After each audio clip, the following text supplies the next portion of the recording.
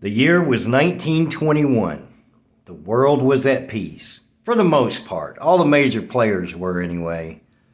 So American citizens, numismatists, and coin collectors started calling for a new design on the American silver dollar. Where the Morgan dollar represented power, industry, and progress, they wanted something that symbolized peace. So a competition was held to see who could come up with a new design for the American silver dollar.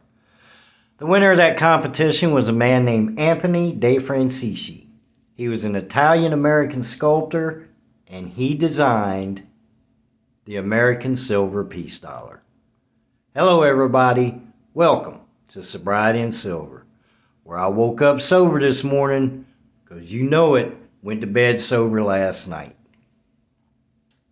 Why did I go through all that? Because I'm pretty happy right now.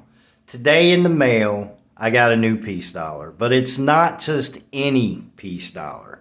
If you've been watching my videos, you know that I've been stacking peace dollars and Morgan dollars, but they were not.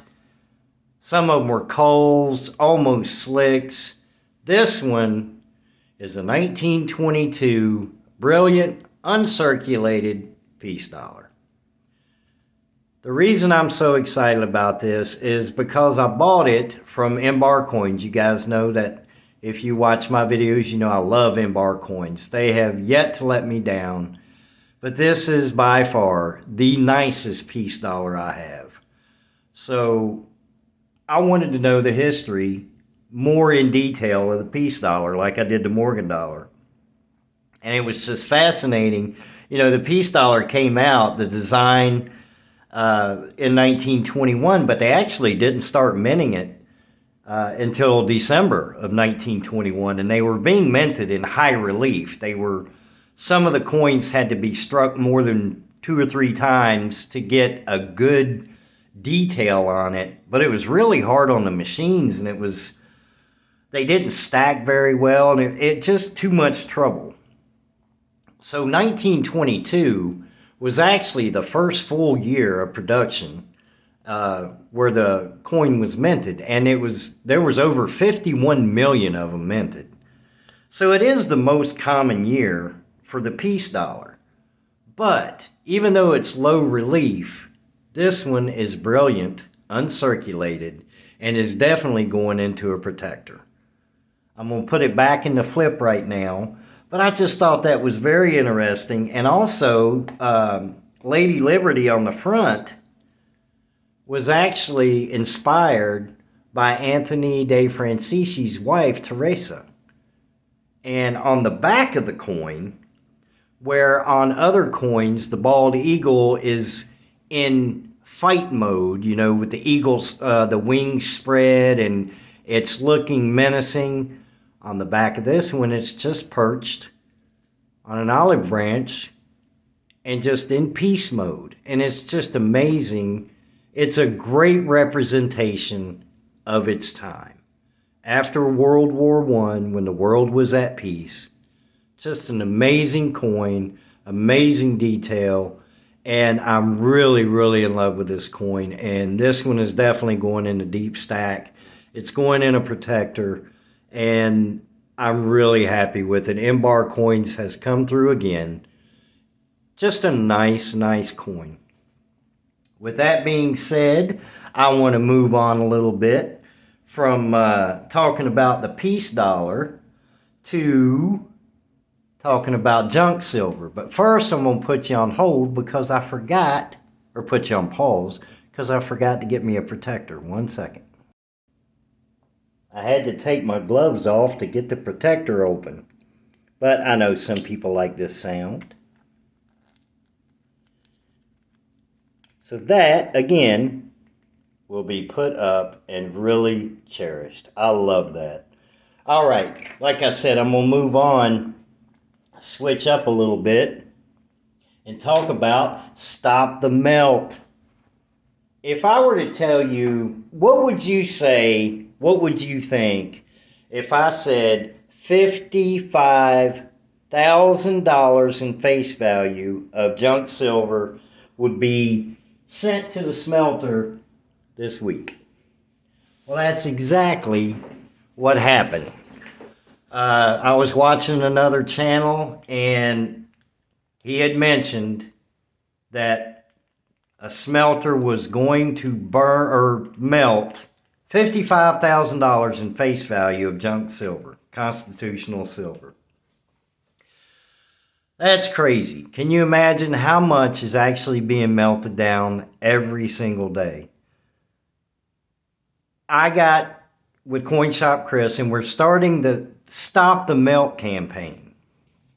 It's a campaign where if you would, start buying just a little bit more junk silver. If you have a little extra money, or if you're ordering something online and you need a little bit extra to hit that free shipping, instead of getting a fractional $9.99 piece, get some junk silver. Help preserve our history. Help save history, because this stuff is being melted away. And when it's gone, it's gone. Now, is it going to all disappear? No. And do I understand that coin shops can only hold so much? I mean, if people are bringing it in and selling it and nobody's buying it, what are they supposed to do with it? They can't just keep filling bucket after bucket after bucket and storing it in the back room. Something's got to be done with it. So I would encourage you, just pick up a little bit. I did today. As you guys know, I put out a challenge to fill a bag or a box, just something small, with junk silver.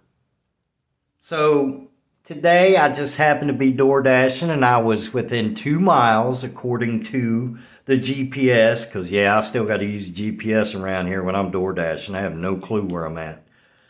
But I saw that I was a couple of miles away from my coin shop, Tulsa Gold and Coin, or Tulsa Gold and Silver. And if you haven't been to that store, if you live in the Tulsa area or close to it, go check them out. That is a great place, and I'm going to show you why. So I stopped in there, and I picked up a couple quarters and a couple of dimes. I had that much cash on me. So I decided, you know what, let's just add some more to the bag. But I want to show you, man, the quality of the junk silver I got. Now, I know the quarters, the 63 and the 64 quarters, most of them are in really good condition because they were saved. They knew what was coming, so a lot of them were saved. But I just picked up a couple quarters, 63 and a 64, but I also got a couple mercury dimes. Now, I didn't pick up a slick. If you watch my last video or the one before that, I also have a little bag and a little campaign going called Save a Slick. Give a slick a home, man. Pick you up a slick when you can, if you want to, if you can afford to. Just throw a slick in if you're getting change back or something like that. And let's help preserve history. Let's keep this stuff as much as we can from going to the melter. And I know, I do know, I don't work at a coin shop. I don't understand how that process works. But again, I can imagine that if you have people coming in selling their junk silver and nobody's buying it, then it's going to accumulate. What are you supposed to do with it? But if you could just pick up a couple pieces here and a couple pieces there, and if you are into stacking junk silver, maybe pick up a couple of slicks, a couple of culls, a couple of sliders, just help save history. So these are going to go in the bag. This is my Stop the Melt bag, my hardware bag. And like I said, I didn't pick up a slick. But maybe the next time I go, they were really busy today on a Saturday. Now, the two coin shops that I went to before when I lived in Atoka, I had to drive 45 minutes either north or south, depending on which one I was going to. And neither one of them was open on a Saturday. So it was nice to be able to go to a coin shop that was open on a Saturday, but they were busy. And but I did get to see Ron, the guy that helped me last time, and it was just a good day. And I love this coin. I absolutely love peace dollars. But this is the first brilliant uncirculated peace dollar I have. And I actually had to call Coin Shop Chris. You guys, you know I talk about him all the time. That's how me and him became friends, because I would call or text, not text, let's try that again. I would email him when I first started stacking. I would email him constantly asking questions. I was asking him how much I should pay for a quarter, how much I should do, what does this mean, what does that mean? And the man always helped me. He always came through, but he did finally, he said, man, just call me. And we instantly became friends, and we both have a passion to save our junk silver, save the constitutional silver as much as we can, keep it from going to the melt.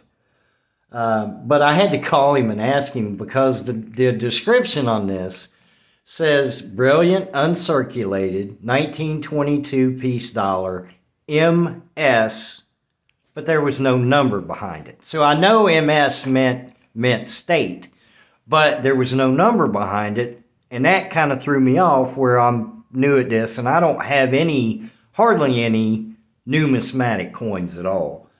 So I asked him what that meant, and he explained that it is mint state quality. So in theory, I could send this off and have it graded or whatever, but I'm not going to do that. I'm not into that kind of stuff. You guys let me know in the comments if that's something you would do.